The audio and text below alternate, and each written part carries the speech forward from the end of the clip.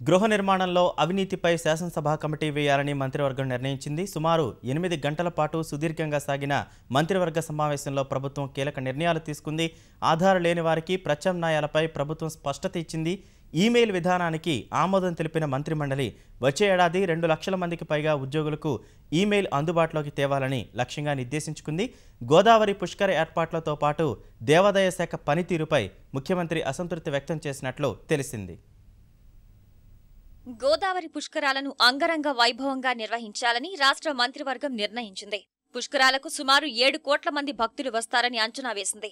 ఆ మేరకు భక్తులకు ఎలాంటి ఇబ్బందులు లేకుండా ఏర్పాట్లు చేయాలని నిర్ణయించింది. అక్టోబర్ 22న రాజధాని నిర్మాణానికి శంకుస్థాపన చేయాలని నిర్ణయించారు. పోలవరం ప్రాజెక్టు నిర్మాణ పనుల ప్రారంభోత్సవానికి ప్రధానిని ఆహ్వానించాలని నిర్ణయానికొచ్చారు. కాంగ్రెస్ హయాంలో ఇళ్ల నిర్మాణాల్లో భారీ అక్రమాలు జరిగాయన్న ప్రభుత్వం అవినీతిపై శాసనసభ కమిటీ వేయాలని మంత్రివర్గం నిర్ణయించింది. హుద్హుద్ తుపానులో దెబ్బతిన్న ఇళ్ల నిర్మాణానికి మంత్రివర్గం పచ్చజెండా ఊపింది. ప్రభుత్వ సేవల్లో పారదర్శకత, భద్రత, ఎక్కువ ప్రయోజనం ఉండేలా నూతన ఆధార్ విధానాన్ని ఆవిష్కరించింది.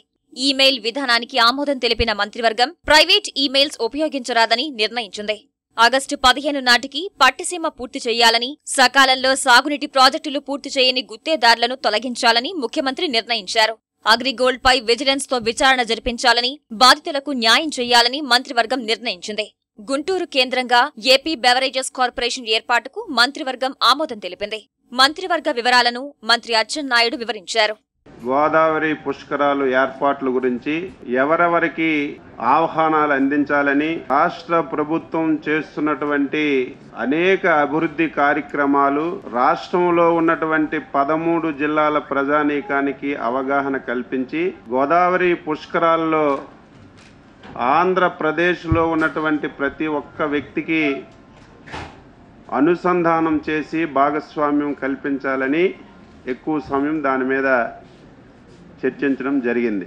అల్లూరి సీతారామరాజు గారి యొక్క విగ్రహం పార్లమెంట్ ఆవరణలో పెట్టమని కేబినెట్ తీర్మానం చేసి కేంద్ర ప్రభుత్వానికి స్పీకర్ గారికి పంపించడం జరిగింది.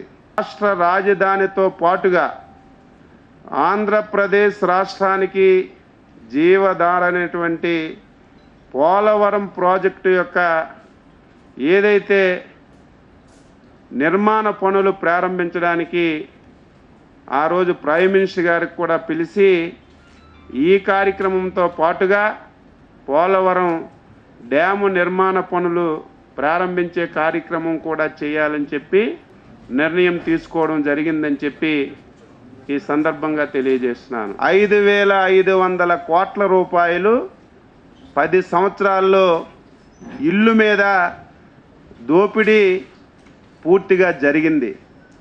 మిగిలినటువంటి ఇల్లు కూడా ఒకరి పేరు పెట్టి ఇంకొక వ్యక్తి బిల్లులు డ్రా చేసుకున్నటువంటి పరిస్థితి గత ప్రభుత్వ హయాంలో జరిగింది. అయితే మేము వచ్చిన తర్వాత ఇల్లు నిర్మాణం అంతా కూడా ఆఫ్ చేశాం.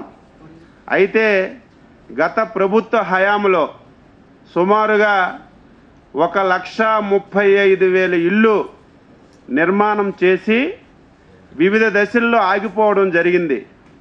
దానికి ఈరోజు కేబినెట్ ఆమోద ముద్ర వేసి మన ప్రభుత్వం వచ్చేసరికి ఈ 1,35,000 ఇల్లు ఏ స్థాయిలో ఆగిపోయాయో దానిని పూర్తి చేసే కార్యక్రమాన్ని ఈరోజు కేబినెట్లో నిర్ణయించడం జరిగిందని చెప్పి తెలియజేస్తున్నాను.